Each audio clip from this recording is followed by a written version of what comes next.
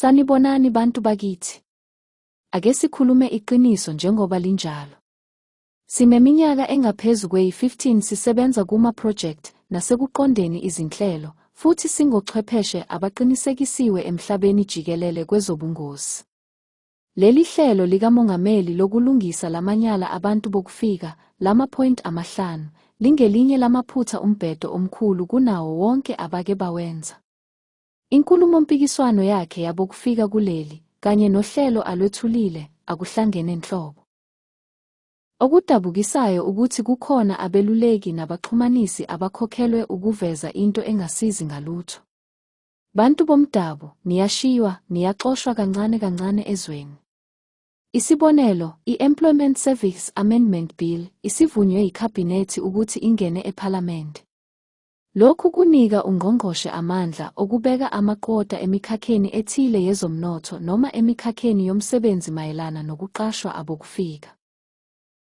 Njengoba sasishilo nangebela bill, lezi zinto zivula indlela yokuthi izakhamuzi zisuswe bese kufakwa abokufika. Lokhu kuzovumela ukushintshwa kwabantu emikhakheni ethile futhi kuvule ezinye izikhala kwabanye abangewona abantu bakuleli. Qaphelani kahle.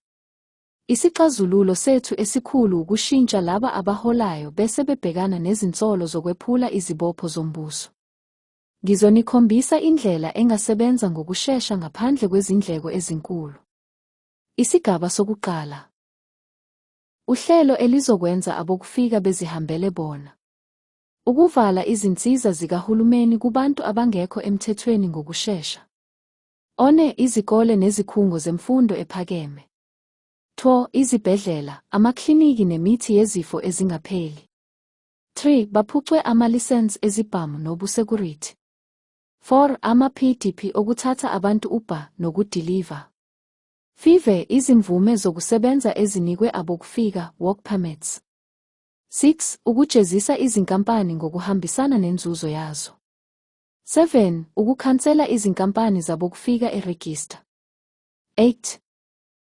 Ukuhlola ama-akhawunti asebhange ngokuvumelana nemithetho yokufakazela imvelaphi yemali yabokufika. I-bank account iyovulwa masuhambile ezweni. Uhulumeni uzama ukuphatha ulaka lwabantu ngo-30 June. 30 June masiyenze usuku oluzongena emlandweni, usuku izizukulwane ezizayo ezizolukhumbula njengosuku lapho abantu bakuleli benza okubalulekile ukusindisa izwe labo. Abasebenzisana, Ascaris nalolu hlelo abasoze baluyeka kalula, ngoba selineminyaka engaphezulu kwengu-30 luqhubeka. Lokhu okwenziwayo kuwumzamo nje wokuthola isikhathi esengeziwe. Sidinga ukushintsha igenu, kumiswe umthethosisekelo okwesikhashana, bese kuphenywa bonke ababambe iqhaza. Baboshwe.